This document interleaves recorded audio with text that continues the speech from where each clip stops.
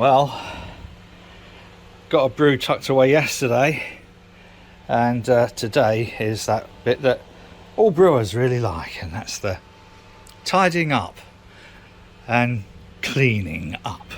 So I've just run the caustic through here, cleaned out the mash tun.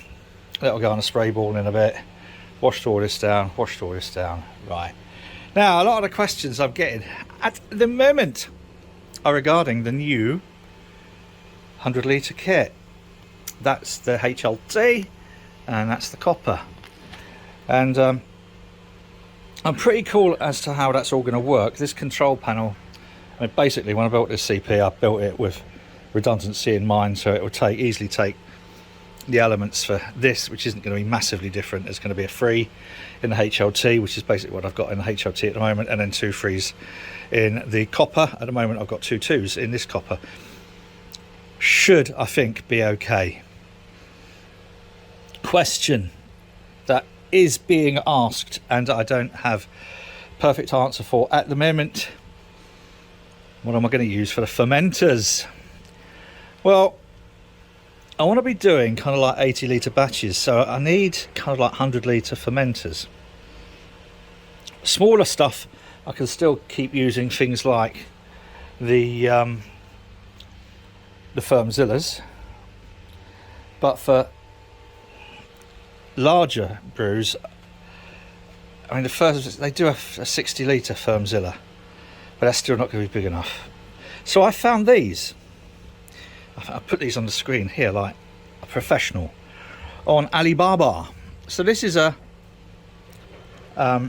system with 3 100 litre, looks like pressure fermenters, and a glycol chiller on a trolley. I reckon this will, with shipping, just about weigh in under my budget, hopefully. And that then, when we scale up, that will allow me then to be doing the brew days, so I can get patients in and do brew days. I can offer brew days as a paid sort of like activity as well, and then the income from that will pay to get patients in and support groups in to carry on basically what I've been doing for the last 11 odd years. So that's the next upgrade. This will be ready for probably the end of July. And then of course there's a certain birthday coming up in August, which I'm not really talking about. I'll probably just lie. So that's where we're at with this at the momento. Sometime over this weekend I'm going to put the Herms coil actually into the HLT, and at some point over the next week or two I'm going to give it a dry run, just watter, see how we go. I need to get one more thermo well for the copper, I think, but that's cool. So anyway, back to these. I'll let you know. I asked Chris about NDL, and he says, "Oh yeah, we know. We release our kegs from them." So they got a reasonable lineage. It's the shipping from China bit. I can afford to pay this, what it says on here, but it's the shipping I'm a bit concerned about. Anyway, that's where we're at, sort of at the moment, with developing the boathouse as more of a community centre and resource, and start offering something different for patients. Get them out of the hospital. The hospital don't like the idea. Well, the managers and the trust don't like the idea of doing brew days. No, they don't. So I think what I'll say is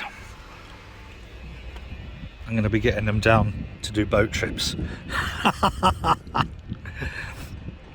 They can't sack me. I'm retired. And to be honest, if you're a terminally ill patient, it doesn't really hurt anyone coming down and brewing a few pints of beer. Right, so I'll let you know how we get on with all that. It's a bit of a turn up for the actually let's turn that off, and we'll drop the shutter, because it's a little bit later in the day, and the sun has been stolen by clouds. Anyway, I was looking at these here. I might have to grease that shutter at some point. I was looking at that thing, that NDL, and it rang a bell. Now, last year, some of the people who follow this channel will probably remember when I was after these, I had a ring around and someone said try NDL, who do kegs, and it's like I said earlier, that's where Chris leases his kegs from, or whatever he does with them. Now, I thought, hang on, so I had a quick check on the web, and they're based in Sheffield. Who'd have thought it? Less than probably about 3 or 4 miles from here. Orgreave Crescent, I think it is. Now that's NDL Kegs, but it's the same logo, so I'm guessing it's kind of like the same company.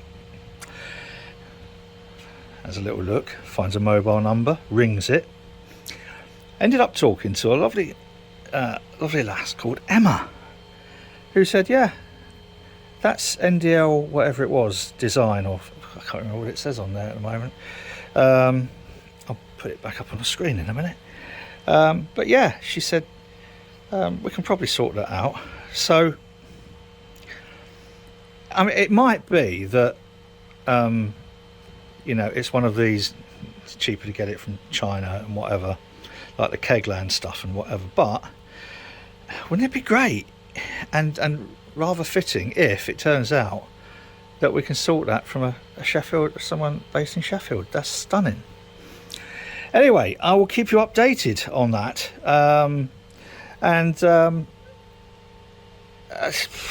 Yeah, I'm still just kind of like, wow, Sheffield. Wouldn't it be good? That would work for me. Anyway, finishing off the cleaning, and yes, I will be doing something on the keg washer. I'll be doing a video on the keg washer. Why didn't I video yesterday's brew? I know someone's going to ask. It's because it was a stealth brew while I was involved pretty much all of the day in conference calls. A lot of us now are moving away from Zoom and we're getting into just conference calls instead. So I was able to kind of pretty much, I can turn that off now. I was able to get through the entire day doing a complete brew on a conference call.